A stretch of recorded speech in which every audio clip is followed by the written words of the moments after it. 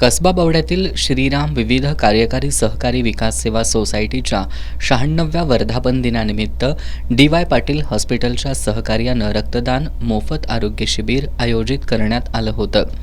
त्याचबरोबर संस्थेच्या आवारात बैलजोडी गाय म्हैस प्रदर्शन आयोजित करण्यात आलं होतं. 11 नंबर शाळेपासून सकाळी बैलजोड्यांची मिरवणूक काढण्यात आली. या प्रदर्शनाला गोकुळच्या अधिकाऱ्यांनी भेट दिली. बावड्यातील शेतकरी जयसिंग खामकर यांची मुर्रा जातीची म्हैस सर्वोत्कृष्ट ठरली. 1200 किलो वजनाची ही म्हैस दर दिवशी तब्बल 22 लिटर दूध देते. उत्तम कांबळे यांच्या म्हैशीनं दुसरा क्रमांक पटकावला. गवळाट म्हैस गटात नामदेव कोकाटे आणि शाहू पिसाळ यांच्या म्हैशींनी पहिला आणि दुसरा क्रमांक पटकावला. खिलार गाय गटात विनायक माळकर यांच्या गायीनं पहिला तर प्रथमेश ठोंबरे यांच्या गायीनं दुसरा क्रमांक पटकावला. HF जर्सी गाय गटात राजेंद्र भोसले यांच्या गायीनं पहिला तर कलावती रणदिवे यांच्या गायीनं दुसरा क्रमांक पटकावला. जर्सी गाय गटात प्रशांत रणदिवे यांच्या गायीनं पहिला तर रमेश रणदिवे यांच्या गायीनं दुसरा क्रमांक पटकावला.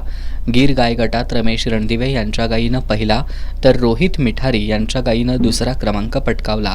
श्रीराम विकास सेवा संस्थेचे सभापती संतोष पाटील आणि उपसभापती आनंद पाटील यांच्यासह संचालकांच्या उपस्थितीत पशुपालकांना सन्मानित करण्यात आलं.